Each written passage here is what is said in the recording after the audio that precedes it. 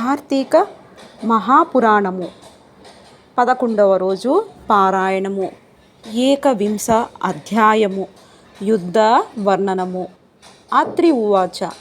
అగస్త్య, సాధారణమైన దొమ్మిగా కొట్లాటగా ప్రారంభమై మారి ఆ సమరమొక మహాయుద్ధముగా పరిణమించినది. అస్త్రశాస్త్రాలతో, పదునైన బాణాలతో, వాడి గుడియలతో, ఇనుపకట్ల తాడికర్రలతో, ఖడ్గ పట్టిన ముసల, శూల, బల్లాతక, తోమర, కుంభ, కుఠారాధ్యాయుధాలతో ఘోరముగా యుద్ధము చేశారు. ఆ సంకుల సమరంలో కాంబోజరాజు 300 బాణాలను ప్రయోగించి పురంజయుని గొడుగును, జెండాను, రథాన్ని కూలగొట్టాడు. అనంతరం ఇంకొక 5 బాణాలతో గుర్రాలను కూల్చివేశాడు. మరికొన్ని బాణాలతో పురంజయుని గాయపరిచాడు. అందుకు కోపగించిన పురంజయుడు బ్రహ్మాస్త్ర మంత్రముతో అభిమంత్రించిన పదునైన 10 బాణాలను కాంబోజరాజుపై వేశాడు. ఆ బాణాలు కాంబోజుని కవచాన్ని చీల్చి గుండెల్లో దిగబడ్డాయి. రక్తం ధారాపాతంగా కారుతుండగా తన వక్షంలో గ్రుచ్చుకున్న బాణాలను పెరికి తీసి ఆ కాంబోజ మహారాజు, ఓ పురంజయ, నేను పరుల సొమ్ముకు ఆశపడేవాణ్ణి కాను. నీవు పంపిన బాణాలన్నీ నీకు త్రిప్పి పంపుతున్నాను, తీసుకో అంటూ వానినే తన వింట సంధించి పురంజయుని మీదకు ప్రయోగించాడు. ఆ బాణాలు పురంజయుని సారథిని చంపివేశాయి. ధనస్సును ముక్కలు చేశాయి. పురంజయుని మరింత గాయపరిచాయి. అంతటితో మండిపడిన అయోధ్యాధిపతి 20 రెక్కల బాణాలను వింట సంధించి వాటిని ఆకర్ణాంతము లాగి కాంబోజునిపై వదిలాడు. ఆ 20 బాణాలు ఏకకాలంలో అతగాడి గుండెలలో నుండి వీపు గుండా దూసుకుపోవడంతో కాంబోజరాజు మూర్ఛిల్లాడు. దానితో యుద్ధం మరింత భయంకరమైనది.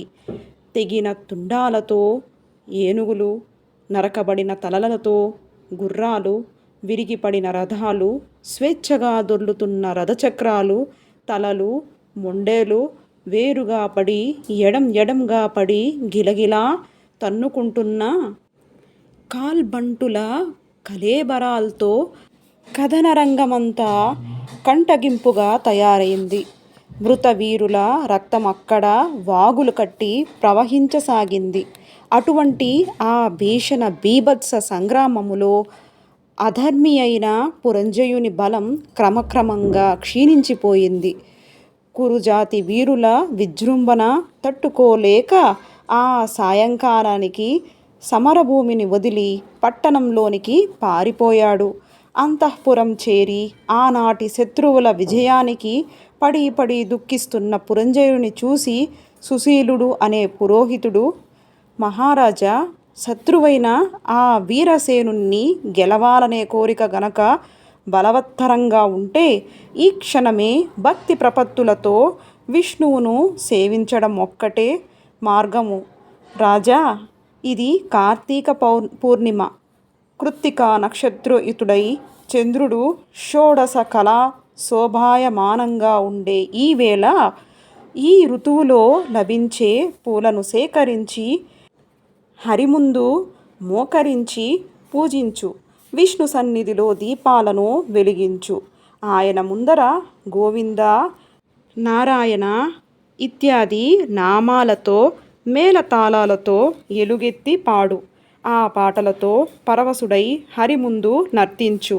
అలా చేసినట్లయితే ఆ విష్ణుమూర్తి అనుగ్రహము వల్ల నీకు మహావీరుడైన కుమారుడు కలుగుతాడు. కార్తీక మాసంలో తనను ఆరాధించే భక్తుల రక్షణార్థం 1000 అంచులతో శత్రు భయంకరమైన తన సుదర్శన చక్రాన్ని సహాయముగా పంపుతాడు. ఈ కార్తీక పుణ్య మహిమను చెప్పడం ఎవరి వల్ల అయ్యే పని కాదు.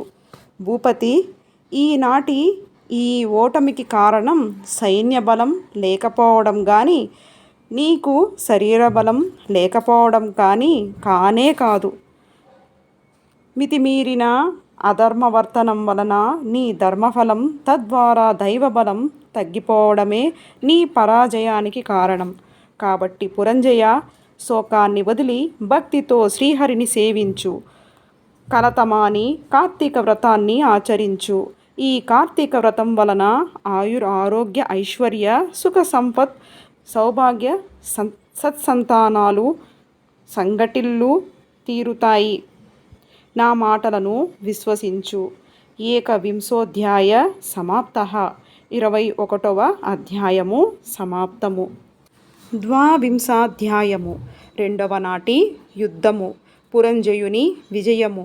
అత్రి మహర్షి ఇంకా ఇలా చెప్పసాగాడు. అగస్త్య, ఆ విధంగా సుశీలుడు చేసిన బోధతో పురంజయుడు తక్షణమే విష్ణువు ఆలయానికి వెళ్ళి వివిధ ఫలపుష్ప పల్లవ దళాదిగా విష్ణువును షోడశోపచారాలతోనూ పూజించి ప్రదక్షిణ నమస్కారాలు అర్పించి మేళతాళాలతో ఆయనను కీర్తించి పారవస్యంతో నర్తించాడు. అంతేకాదు, బంగారంతో విష్ణువు ప్రతిమను చేయించి దానికి కూడా పూజలు చేశాడు. దీపమాలికలు వెలిగించి అర్పించాడు. ఆ రాత్రంతా అలా విష్ణు సేవలో విలీనుడై పురంజయుడు మరుసటి రోజున ఉదయమే శేష సైన్య సమేతుడై పునః యుద్ధరంగాన్ని చేరాడు. నగర సరిహద్దులను దాటుతూనే శత్రువులను సమరానికి ఆహ్వానిస్తూ భీషణమైన ధనుష్కంఠాకారాన్ని చేశాడు. ఈ టంకారం చెవినబడిన కాంబోజ కురజాతి బలాలు పురంజయుడి నెదుర్కొన్నాయి.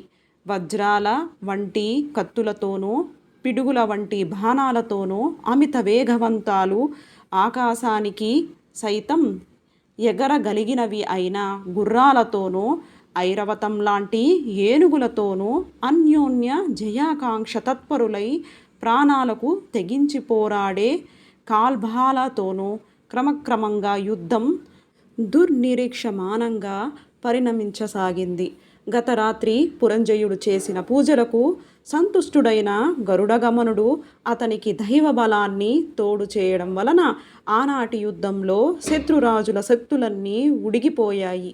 కాంబోజుల గుర్రాలు, కురజాదులు, ఏనుగులు, వివిధ రాజుల రథబలాలు, వైరికూటం యొక్క పదాతి బలాలు దైవ కృపాప్రాప్తుడైన పురంజయుని ముందు చిత్తుగా ఓడిపోయాయి. పురంజయుడి పరాక్రమానికి గుండెలు విసపోయిన పగవారందరూ ప్రాణభీతితో రణరంగాన్ని వదిలి తమ తమ రాజ్యాలకు పరుగులు తీశారు. అంతటితో విష్ణు అనుగ్రహం వలన విజయాన్ని పొందినవాడై పురంజయుడు అయోధ్య ప్రవేశం చేశాడు. విష్ణువు అనుకూలుడైతే శత్రువు మిత్రుడవుతాడు.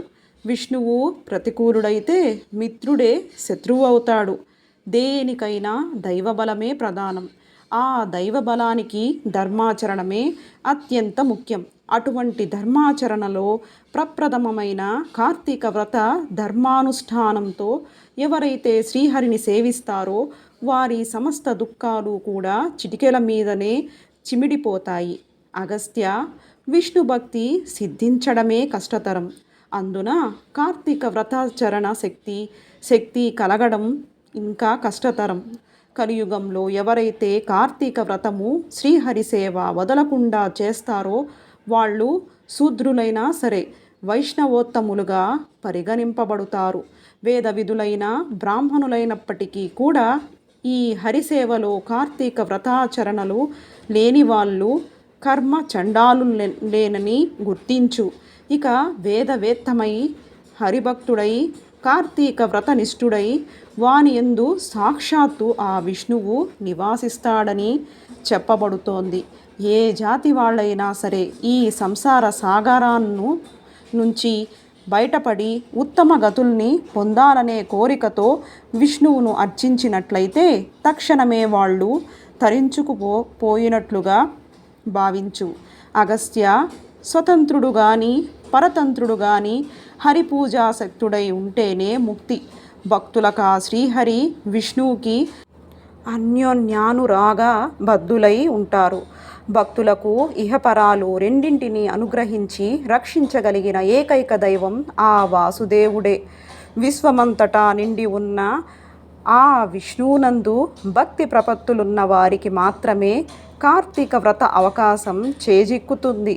కాబట్టి వేద సమ్మతము, సకల శాస్త్రాసారము, గోప్యము, సర్వవ్రత ఉత్తమము అయిన ఈ కార్తీక వ్రతాన్ని ఆచరించిన కనీసం కార్తీక మహత్యాన్ని మనస్ఫూర్తిగా విన్నా కూడా వాళ్ళు విగత పాపులై అంత్యంలో వైకుంఠం చేరుకుంటారు.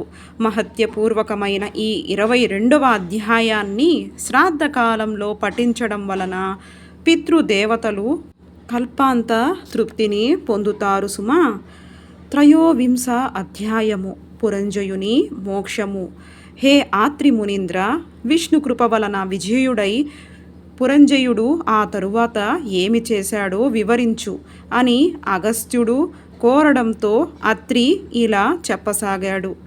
భగవత్కృప వలన బండన భూమిలో విజయలక్ష్మిని వరించిన పురంజయుడు అమరావతిలో ఇంద్రుని వలె తన అయోధ్యలో అత్యంత వైభవంతో ప్రకాశించాడు.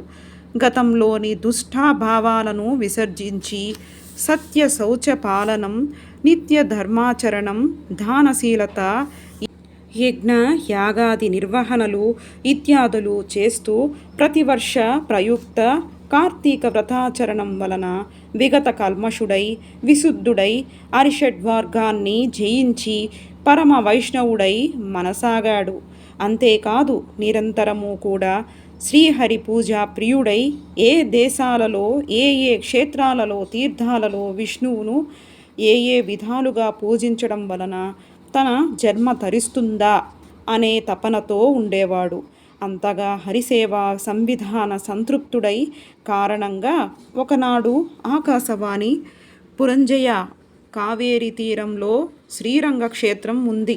శ్రీరంగనాథుడనే పేర అక్కడ వెలిసి ఉన్న విష్ణువును కార్తీక మాసంలో అర్చించి జనన మరణాల నుంచి కడతేరమని ప్రబోధించడంతో రాజ్యపాలనను మంత్రులకు అప్పగించి తగినంత చతురంగ బలయుక్తుడై అనేక తీర్థక్షేత్రాలను దర్శిస్తూ అక్కడక్కడ యోగ్య విధిగా శ్రీహరినే అర్చిస్తూ కావేరి మధ్యాంగతమైన భూలోక వైకుంఠమైన శ్రీరంగాన్ని చేరి కార్తీక మాసమంతా కావేరీ నదిలో స్నానాదులని శ్రీరంగంలో రంగనాథ సేవలను చేస్తూ ప్రతిక్షణము కూడా కృష్ణ గోవింద వాసుదేవ శ్రీరంగనాథ అని హరినే స్మరిస్తూ జపాదినాది విద్యుక్త ధర్మాలన్నింటినీ నిర్వర్తించి కార్తీక మాస వ్రతం పూర్తి చేసుకొని పునః అయోధ్యను చేరుకున్నాడు. అనంతరం ధర్మ కామం వలన సత్పుత్ర పౌత్రాదుల్ని పొంది కొన్నాళ్లకు సర్వభోగ వివర్జితుడై భార్యా సమేతంగా వానప్రస్థమును స్వీకరించి కార్తీక వ్రతాచరణ విష్ణు సేవలలోనూ లీనమై తత్పుణ్యవసాన అంత్యంలో వైకుంఠాన్ని చేరుకున్నాడు. ఏవం శ్రీ స్కాంద పురాణాంతర్గత కార్తీక మహత్యే ఏకవింశ అధ్యాయౌ సమాప్తః. 21వ 22వ 23వ అధ్యాయములు సమాప్తము. 11వ ఏకాదశి దిన నాటి పారాయణము సమాప్తము. ఓం నమః శివాయ. ఓం నమో నారాయణాయ.